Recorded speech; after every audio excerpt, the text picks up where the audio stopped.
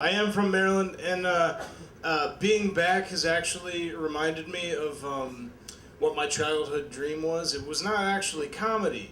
When I was a kid, my dream was I wanted to be a professional athlete. Anybody here have that same dream? When you were a kid? Yeah. Specifically, I wanted to play professional soccer. That was my sport. I loved it. I was obsessed with it.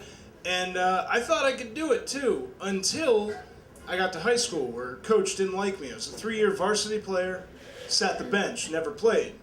Until my senior year, which was in the fall of 2002, here in the state of Maryland. The same time, 2 asshole serial killers known as the DC Snipers were running around killing people with an assault rifle. So coach basically waited till the one point in our state's history when nobody wanted to be in the middle of an open field. That's when he said, "Young, warm up, you're getting in the game." I'm over there stretching. "What position, coach?" "All of them. You're going to be our only guy out there."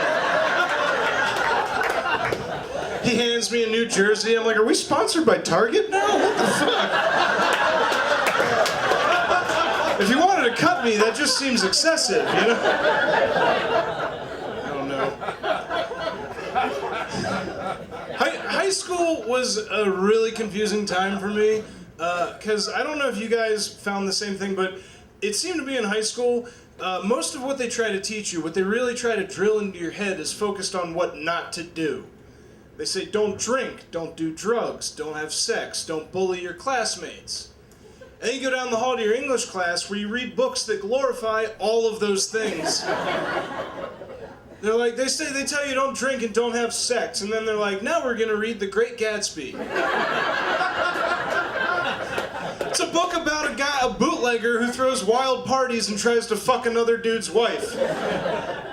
They say, don't bully your classmates. I love that one. And then they make you read The Scarlet Letter.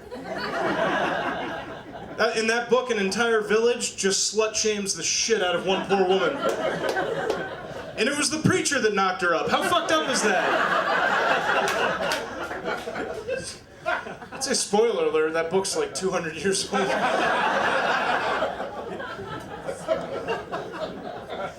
don't know. I hate it. It's a Sunday night, but a lot of us are drinking here. I love drinking. I hate it whenever anybody says don't drink. Like, alcohol can ruin your life.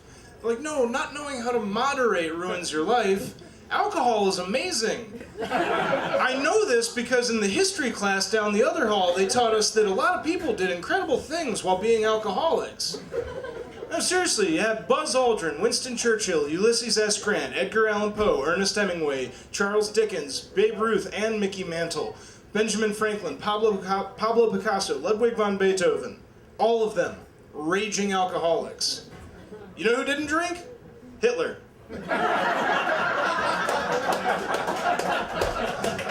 We don't have to argue about that anymore.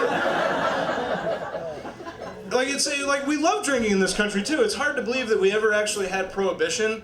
I watched a documentary about that recently, actually, and it was creatively titled Prohibition. Actually, it should have been called The Worst Decision Our Country's Ever Made. Actually, no, even slavery is probably the worst decision we've ever made. Prohibition, close second. But the facts in this thing blew me away. I was watching, and they said in the year, 100 years before Prohibition, they said in the year 1830, the average American above the age of 15, not 18, not 21, above the age of 15, drank 80 bottles of whiskey a year. I don't like it when people romanticize the past, when they're like, man, I wish I could have lived back then, but I kind of wish I could have lived back then. My behavior would be socially acceptable. I would have been like a town mayor. It would have been great.